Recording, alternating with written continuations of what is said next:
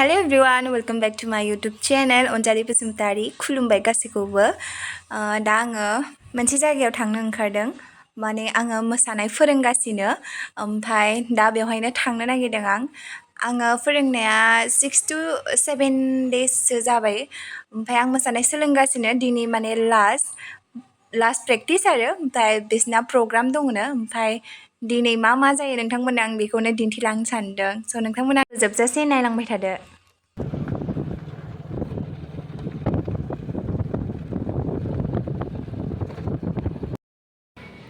आं मोनफैनानै दङ ओमफ्राय डान्स प्रेक्टिस बिसोरो खालामखांबाय आं जास्ट नायदोंमोन माबा गेलेगासिनो ओइथिं आरो बाजार जागासिनो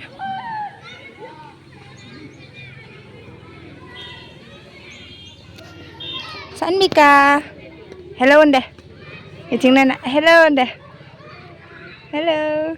दसे ब्रेक टाइम साहा फुदुंगासिनो साहा लोंखांनानै आरो स्टेजाव मोसागोन होनदों आरो दा आं नेबाय दङ ओमफ्राय बाखि बायद'मोना डिसकास खालामबाय दङ गाननाय जोमनायनि मा गानबा मोजां मा गानबा मारै नुगोन साबसिन नुगोन बेखौ नायदों ओमफ्राय ओरैनोथ' खोन्थाखाना होदों ओमफ्राय बिसोर बाजार खालामनो दंबोयोनो माखौबा लानो दंबोयो ओमफ्राय आंनि उनथिं दङ बाथौ मन्दिर दङ सान्दुं गोसाजों नायगौ हाला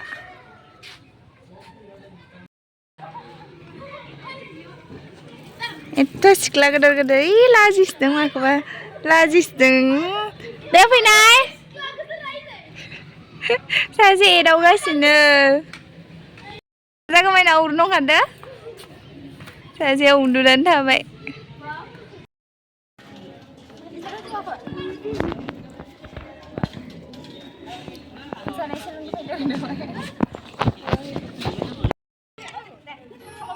आङो 6 days ना 7 days जादों बिसोरखौ मोसानाय फोरोंनाया ओमफ्राय गुबुन टाइमाव माने भिडिअ खेबनानै नायदोंमोन ओमफ्राय बे प्रेक्टिस टाइमनि भिडिअ मोनफा दङ बाखिखौ लानाय जायाखै ओमफ्राय प्रेक्टिस टाइमाव जाखिनि भिडिअ लादोंमोन बेखिनिखौ आं बेयाव होनाय जादों ओमफ्राय नोंथांमोना नायलांबाय थादो आरो फुल भिडिअखौ आङो प्रेक्टिसनि फुल भिडिअखौ आङो गुबुन मोनसे टाइमाव होसिगोन बेफोर गासैबो प्रेक्टिस खालामबाय थानायमोन आरो ओमफ्राय प्रेक्टिस खालामबाय थानायावनो जाखिनि भिडिअ लादों बेफोर भिडिअखौ आं बेवहाय ससे सोनानै होदों आं बे भिडिअ जा सं लगायदों बे कपिराइट फैनायनि चान्स थायो ओंखायनो आङो माने भिडिअखौ एसे स्पिड खालामना होदों आरोना जाहाथे कपिराइट फैया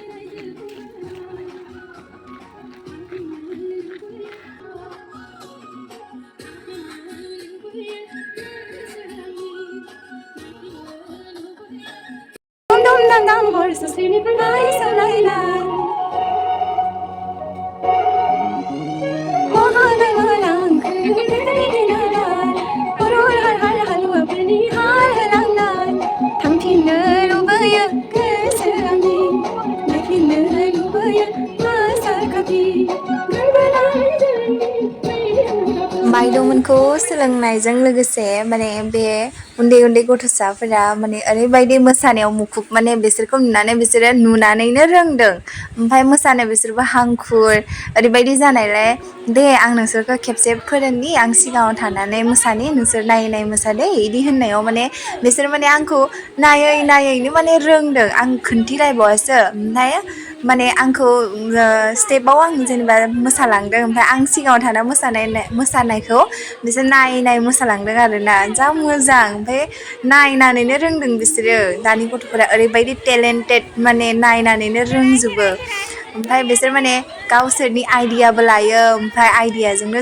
जेनेबा सानै खरि खालामोबा बिसोर साब्रैजों माने खेबसे गिदिङो ओमफ्राय बे आगै सासेया इमान मोजाङै मोसानो रोंगौ माने बायद'मोना मोसाबाय थादोंमोन आरो प्रेक्टिस खालामबाय थादोंमोन स्कुलावनो ओमफ्राय बे आगैया जा मोजां नायनानै मोसाफाबाय थादों आरोना माने मोसानायाव इन्टारेस्ट दङ दाथ' माने सबथिंबो जानांगौ मोसानायथिंबो फरायनायथिंबो माने मेनानो जादों फरायनायानो सिगां फरायनायजों लोगोसे सावगारि बोनाय गान रोजाबनाय आरो बेजों लोगोसे मोसानाय बेफोरबो थाबाथाय बेफोर हबिया थाबाथाय मोजां आरोना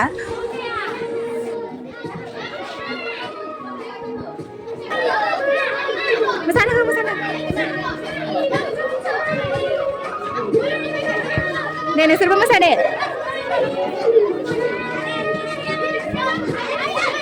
मोसा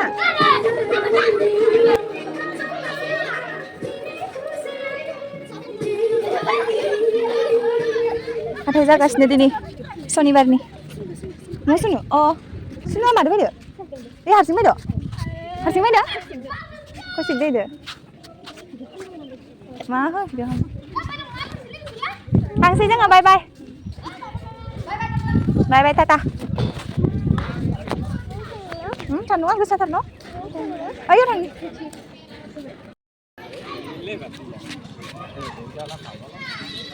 हाथाया सान्दुङा जा गोसा ओइ दख'ना मानसिथोन हा नाङा दख'ना नायनो थांनांगौमोन ना जों थांनांगोन दे सानजों थांनोसै दावरायलायसै हा दिनै बारा गैया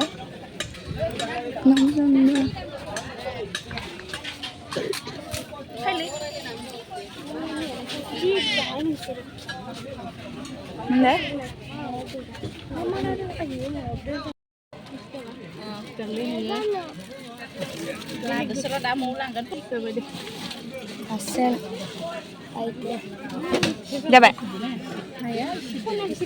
आं लायाखै नुना सोंनांगौ जाखाबाय र'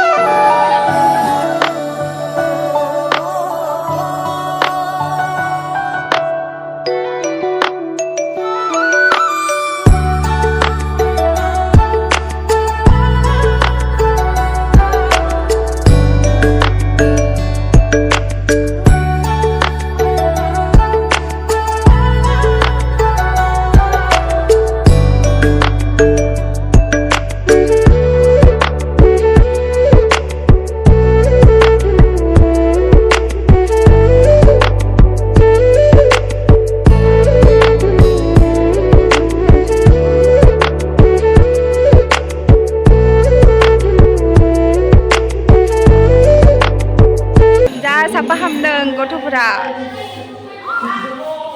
थुला जाजोब्बाय हायनो थुला उज्रायलायलायबाय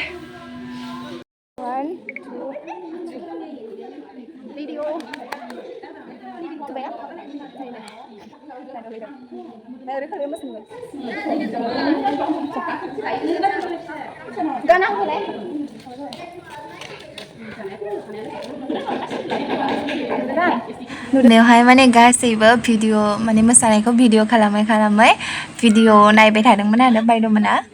ओमफ्राय आं बिसोरखौनो केमेरा खेबबाय थादोंमोन माने मा रिएक्सन फैयो बिसोरनि होननानै गावसोरनि मोसानायखौ माने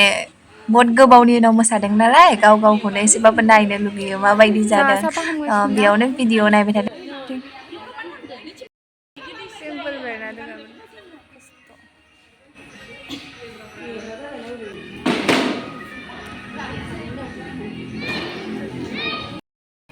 lampu behen